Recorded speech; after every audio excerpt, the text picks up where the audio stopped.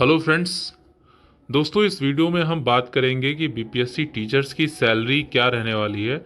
और अभी आपको पता है कि जो डीए है वो 50% हो गया है और बिहार में भी इसको एक दो महीने में लागू कर दिया जाएगा। तो जो बढ़ी हुई सैलरी है वो कितनी हो जाएगी, इस वीडियो में इस बात पे चर्चा करेंगे।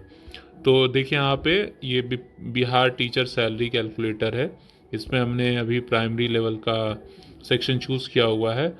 बेसिक पे प्राइमरी का शुरू में 25,000 होता है और ज़्यादातर स्कूल रूरल हैं तो हमने 4% एचआरए ही लिया है।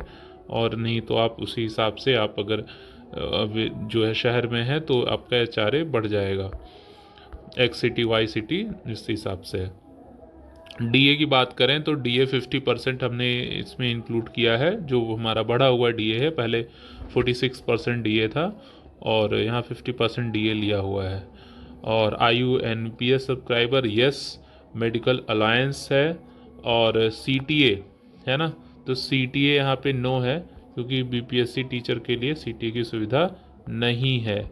और ग्रुप इंश्योरेंस डिडक्शन जो होता है ये 30 होता है प्राइमरी लेवल टीचर्स के लिए।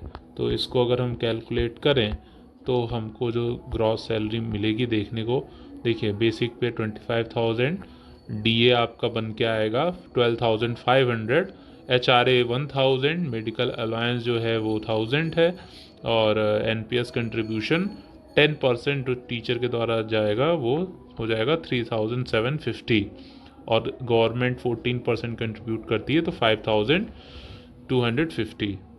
जीएस डिडक्शन जो है 30।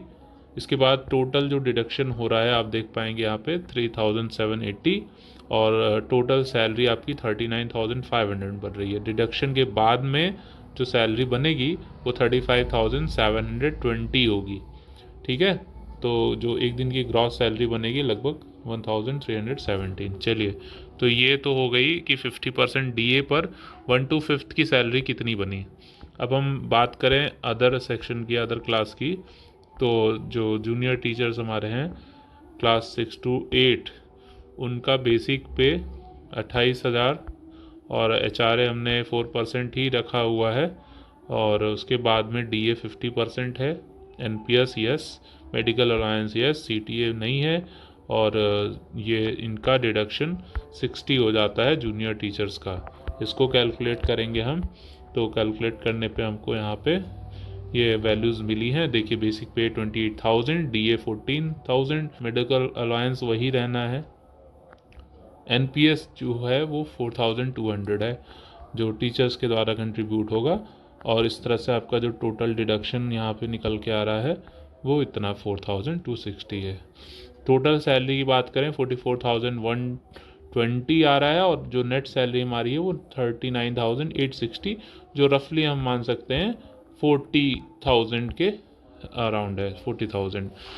चलिए, ये तो हो गया 6 to 8 की सैलरी 40,000 अराउंड। इसके बाद 10% इंक्रीमेंट भी होगा हर साल।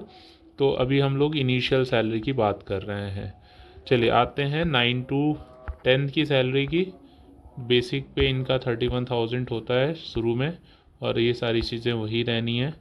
तो इस तरह से इनका जो सैलरी बनेगा कैलकुलेट करेंगे तो आएगा इतना।